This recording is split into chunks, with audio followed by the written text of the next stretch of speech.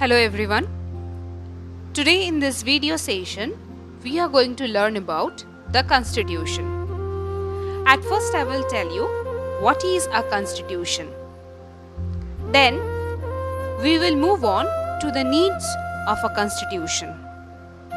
Then we will study about the Indian Constitution and how it was formed. So what is a Constitution? See children, we can say that Constitution is a set of written rules that are accepted by all the people living in a state. Or we can also say that Constitution is a document that embodies the norms by which the state is to be constituted and the country is to be governed. The Constitution can be a written one or it can also be an unwritten one. Now, we are going to study about the need of a constitution. The constitution, it helps to develop a mutual trust and coordination which is necessary for different kind of people to live harmoniously.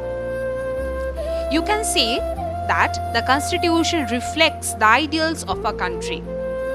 It highlights the structure of government, their composition, and division of power specifically. It also defines the nature of a country's political system.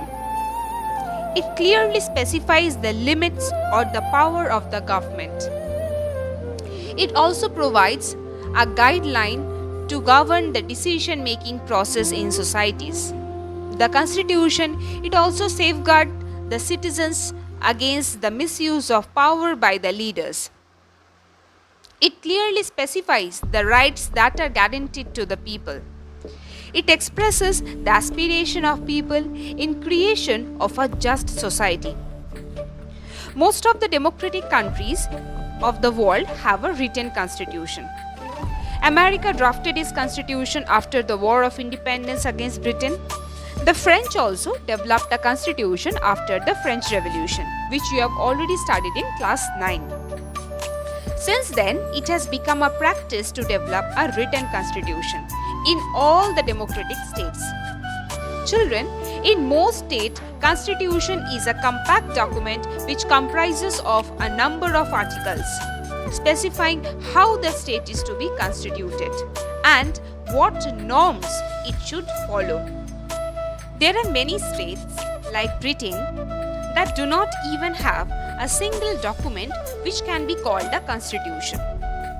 Rather, there is a series of documents and decisions that collectively are referred to as constitution. For a constitution to be effective, it is necessary that it makes a real effect on the lives of people. The framing of a constitution, it depends on many factors, which may include mode of promulgation, substantive provision of a constitution, and a balanced institutional design. So what does mode of promulgation means? Children, mode of promulgation, it refers to the way a constitution came into being.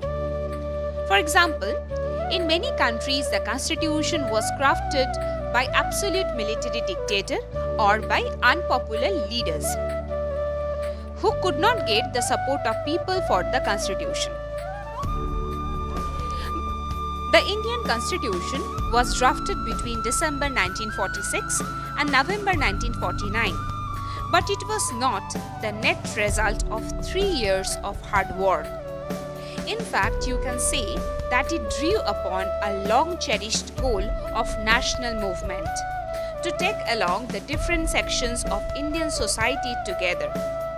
There have been many countries where there was referendum before a constitution was enacted. But in India, there was no referendum, as it was based on the consensus supported by popular leadership. Next, the substantive provision of the Constitution. It states that the Constitution should have a successful hallmark so that everybody in the society should be obliged to respect it.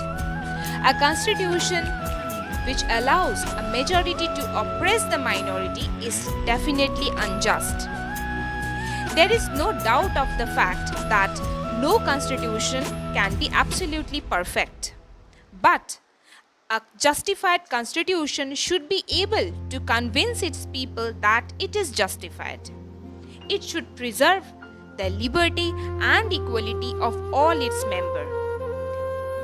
Such a constitution is likely to succeed more than others, as people would owe allegiance to it.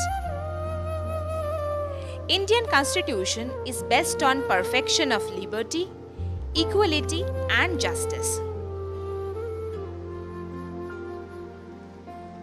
Children, any constitution to be operationally successful needs to be well balanced.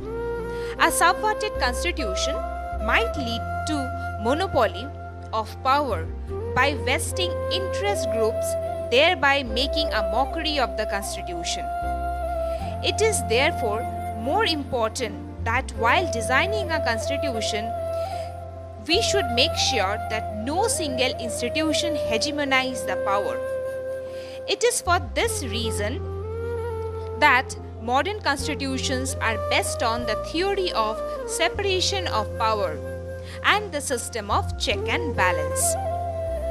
Powers have been fragmented across the different institutions like legislature, executive, judiciary, and the other autonomous bodies like election commission.